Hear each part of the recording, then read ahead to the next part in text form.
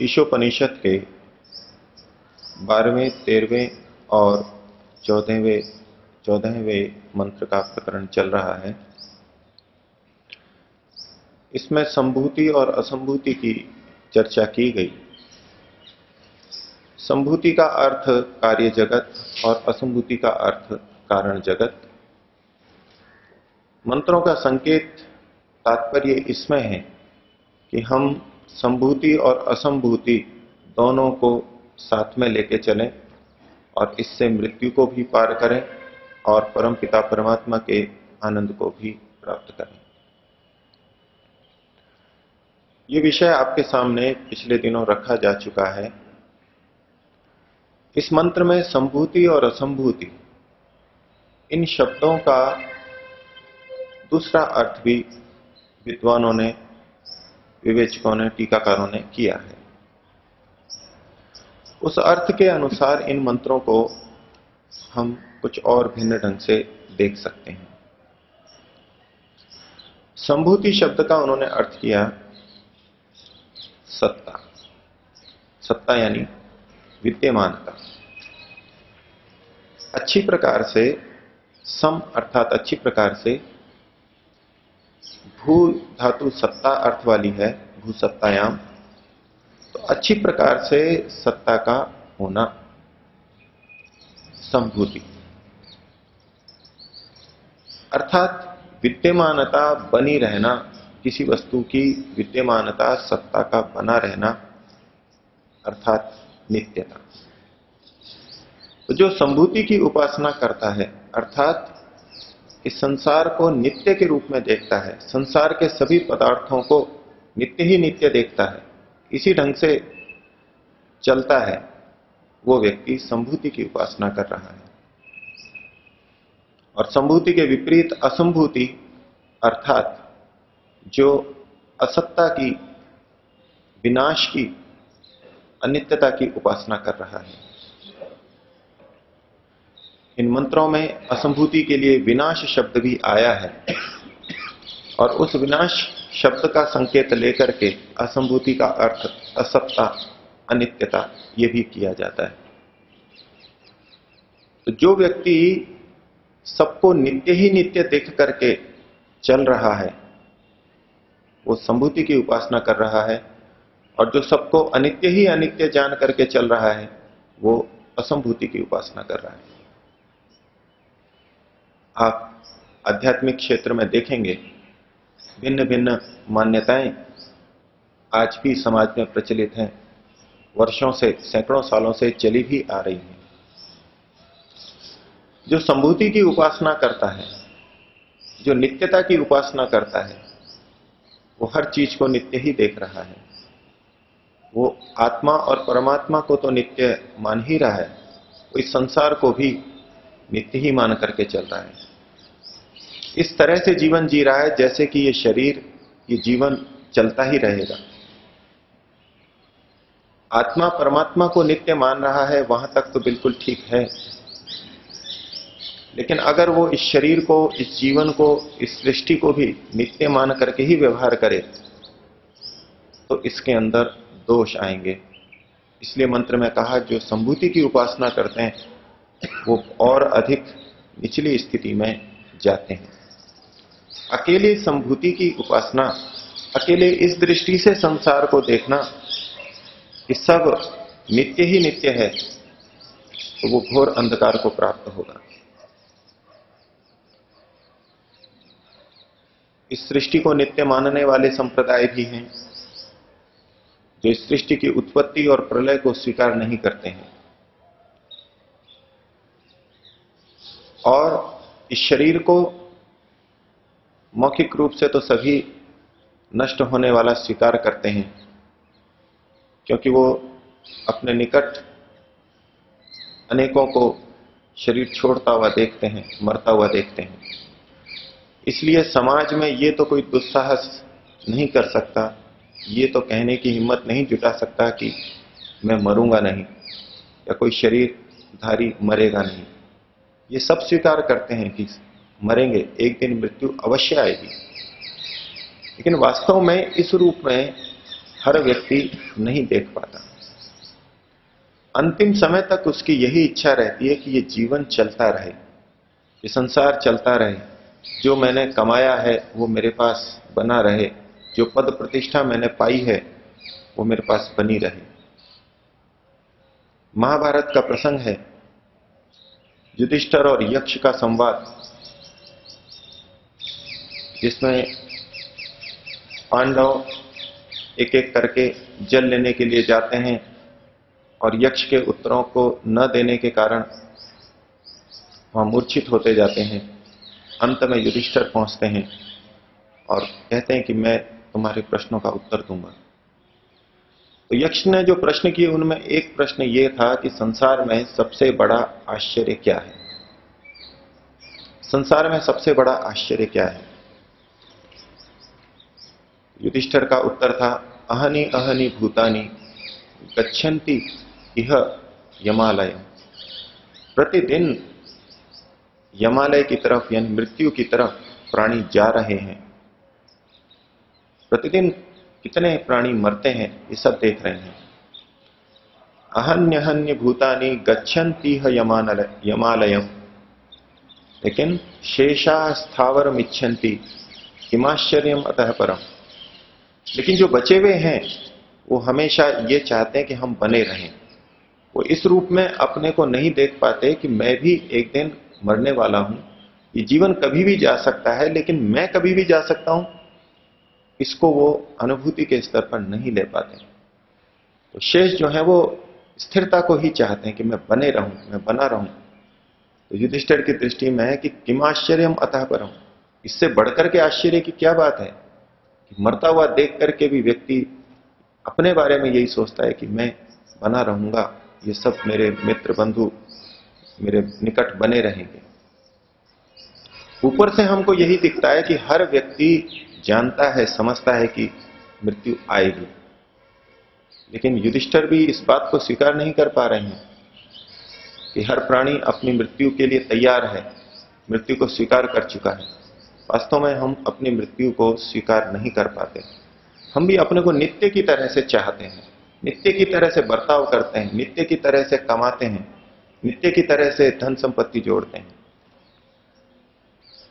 योग दर्शन व्यास भाष्य में भी आया कि ये सबकी एक इच्छा रहती है। माना भुवम, ऐसा कभी नहीं हो कि मैं नहीं रहूं, भूयासम इति, मैं सदा बना रहूं। ये वासनाओं का आधार माना गया। ये जो आत्माशी है, आत्मा की इच्छा है, वहां प्रसंग वासनाओं का चल रहा है, संस्कारों का चल रहा है कि ये कैसे बनती हैं और क्यों बनी रहती हैं, इनकी निरंतरता कैसे है। उन्होंने कहा तेषाम अनादित्वम आशीषो नित्यत्वात्, इन वासनाओं की अनादिता है, प्रवाह से ये अनादि हैं, चलती रहेंगी, नष्ट होंगी, चलती रहेंगी। आखिर ये समाप्त क्यों नहीं हो जाती? कहा क्योंकि आशीषो नित्यत्वात्, ये जो जीने की आशा है, बने रहने की आशा है, ये आत्मा की, हर प्राणी की बनी रहती है और इसके कारण से वासनाएं और संस्कार भी चलते रहते हैं। अर्थात ये इतनी व्यापक मान्यता है, प्राणी प्राणी में विद्यमान है। तो जो संभूति की उपासना कर रहा है, सबको नित्य देख रहा है, आत्मा परमात्मा को तो नित्य देख रहा है, वो अच्छी बात है, लेकिन वो इस संसार को, इस शरीर को, अपनी धन संपत्ति को, अपनी पद प्रतिष्ठा को भी नित्य के रूप में देख रहा है, तो ऐसा व्यक्ति और अधिक निम्न स्थिति को प्राप्त होता है। केवल नित्य की उपासना कर रहा है, नित्य के रूप में ही संसार को देख रहा है, यह संभूति की उपासना चल रही है। और इसके विपरीत असंभूति की उपासना अर्थात अनित्य की उपासना, वो हर चीज को अनित्य देख रहा है। धार्मिक क्षेत्र में बहुत प्रचलित है, ये सारा संसार क्षण भंगुर है, नष्ट हो जाएगा, ये शरीर भी नाशवान है, घर धन संपत्ति भी नाशवान है। संभूति के विपरीत एक असंभूति की धारा भी चल रही है और बड़े व्यापक रूप से चलती है। जो चीज नाशवान है उनको तो वो नाशवान मानते ही हैं, वो आत्मा परमात्मा को भी नाशवान मान लेते हैं। हर चीज क्षणिक है, हर चीज नाशवान है, विनाशी है, ये मान्यता भी आज भी प्रचलित है। ये केवल असंभूति को दृष्टि में रख के चल रहे हैं। हर चीज अनित्य है। आध्यात्मिक क्षेत्र में, धार्मिक क्षेत्र में ये बहुत बातें चलती हैं। क्यों इस शरीर को इतना सजा संवार रहे हो, क्यों इस शरीर को इतना अच्छा कर रहे हो, एक दिन ये मिट्टी में मिलेगा। क्यों इतने बड़े बड़े ऊंचे भवन बना रहे हो, इतनी चमक दमक पैदा कर रहे हो, क्यों इतनी रोशनियां कर रहे हो, ये सब एक दिन समाप्त हो जाने वाला है। और इस भावना को उभार करके वैराग्य की बात पैदा की जाती है। व्यक्ति भोगों से निवृत्त हो, संयम में आए, ये सब किया जाता है और एक सीमा तक ठीक भी है। लेकिन अगर कोई इसी असंभूति की उपासना में सीमा से अधिक चला जाए, केवल इसी पक्ष को ले ले, तो उसकी दृष्टि में तो फिर आत्मा भी अनित्य है। तो इस शरीर के नष्ट होने के बाद में फिर कुछ और बचेगा ही नहीं, आत्मा भी नष्ट हो गई। तो जिसने इस जन्म में कर्म किए हैं उसको भोगने वाला भी कोई बाद में नहीं बचेगा। और ऐसा मानने वाला तो अंत तक जो चाहेगा वो करेगा। शरीर नष्ट हो गया तो सब कुछ नष्ट हो गया। यावत जीवेत सुखम जीवेत ऋणम कृत्वा घृतम पिबेत भस्मीभूतस्य देहस्य पुनरागमनम कुतः। ये मान्यताएं प्रचलित रही हैं। जो चाहे जैसे चाहे कमाओ खाओ, और ये शरीर नष्ट हो जाएगा, फिर किसने किसका देखा है, किसने किसका लिया, किसने किसका देना, सब समाप्त हो जाएगा। जो लेना है लेकर के भोग लो, सुख ले लो। ये असंभूति की उपासना की अति में जा रहे हैं। सबको अनित्य देख रहे हैं, आत्मा को भी स्वीकार नहीं कर रहे, फलता है पुनर्जन्म को भी स्वीकार नहीं कर रहे, फलता है कर्मफल व्यवस्था को भी वो स्वीकार नहीं कर रहे। तो ये जो नाशवान ही देखते हैं, एक वर्ग वो है इसके अंदर जो भोगों में रत हो जाएगा। संसार के भोगों को जब तक है तब तक तो वो मान रहा है ये हैं और अच्छी तरह इनको भोगने का प्रयास करेगा। लेकिन एक इसका दूसरा विपरीत पक्ष भी है जो हर चीज को क्षणिक देख रहा है। वो इन सामान्य चीजों की भी रक्षा नहीं करेगा। मकान यदि थोड़ा जीर्ण शीर्ण हो रहा है, थोड़े दिन देखभाल न की जाए तो टूट जाएगा। कोई कहे कि भाई इसको संभालो, इसको थोड़ी मरम्मत कराओ, तो कहेगा क्या मरम्मत करानी है, ये सब तो नाशवान है, एक दिन तो नष्ट होने ही वाला है।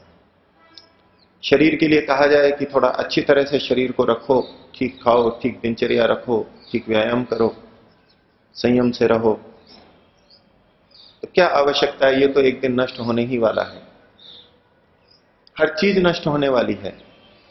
किसी संबंध को निभाना हो तो क्या कि ये भी सब नष्ट होने वाले हैं, क्या व्यवहार करना इनसे, सबको ही नाशवान देखने लग रहा है, तो उसका भी व्यवहार नहीं चलेगा। उनको कहें कि आपके पुत्र का विवाह है, चलिए, बोले क्या विवाह है, सब नष्ट होने वाला है एक दिन। चलिए आपका घर बन रहा है, उसका उद्घाटन हो रहा है, सब नष्ट होने वाला है। चलिए भूख लगी है, भोजन करें, रोटी, भाई सब नष्ट होने वाली है, शरीर भी नष्ट होने वाला है, फिर तो कुछ भी व्यवहार नहीं चलेगा।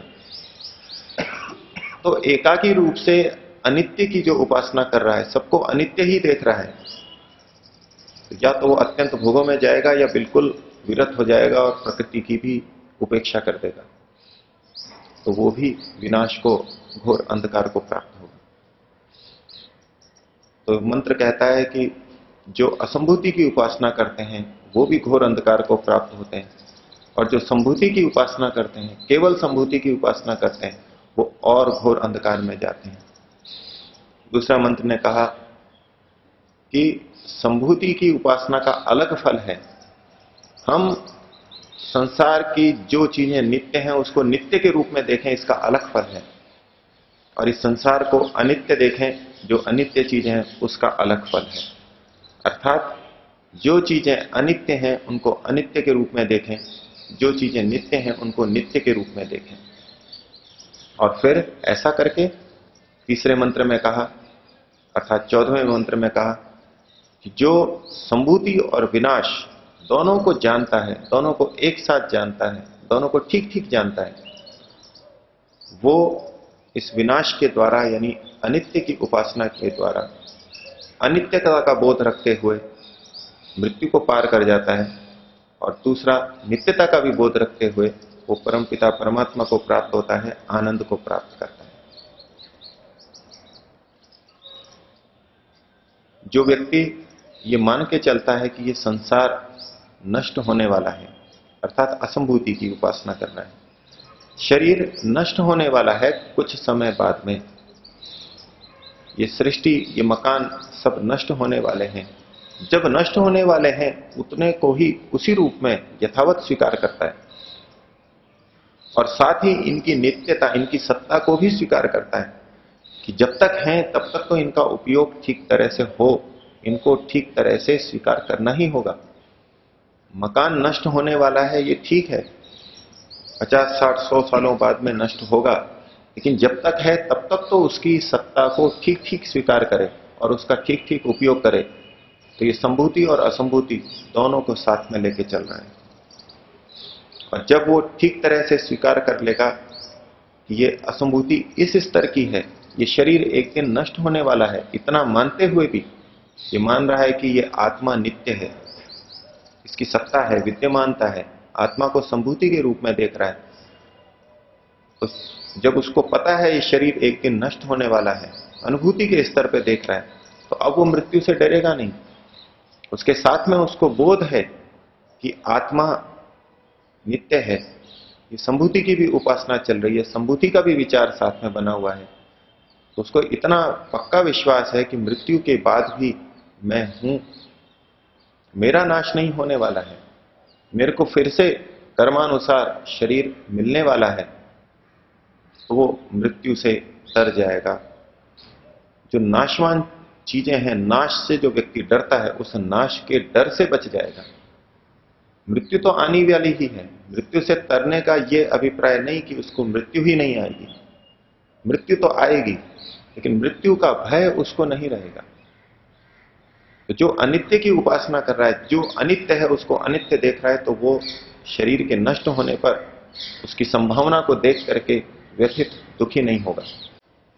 और जो संभूति की उपासना कर रहा है, जो चीजें संभूति हैं, जो विद्यमान हैं, नित्य हैं, आत्मा और परमात्मा, उनको ठीक तरह से जान रहा है, तो वो आत्मा को जानेगा, समाधि लगाएगा, परमात्मा को जानेगा, तो ऐसा करके वो अमृतत्व को, मुक्ति को पाएगा। वो इस बात को मान के चलेगा कि आत्मा नित्य है और आत्मा नित्य ही सुख को चाहती है, और परमपिता परमात्मा भी नित्य है, उसके नियम भी नित्य हैं, और उसके पास नित्य आनंद भी है, मुझे उस आनंद को पाना है। इस नित्यता को स्वीकार करके वो मोक्ष मार्ग की तरफ बढ़ सकेगा। तो जो संभूति और विनाश को, नित्यता के भाव को और अनित्यता के भाव को यथा योग्य सर्वत्र ठीक ठीक जानता है, वो अनित्यता के भाव को बना करके मृत्यु के भय से बचता है, और नित्यता के भाव को मन में रखते हुए आनंद को, अमृतत्व को प्राप्त करता है। ये इन मंत्रों का इस ढंग से देखें तो अर्थ निकल के आएगा। और कुछ टीकाकारों ने व्याख्या की है, वो इन्हीं मंत्रों की कुछ और व्याख्या हम कल देखेंगे।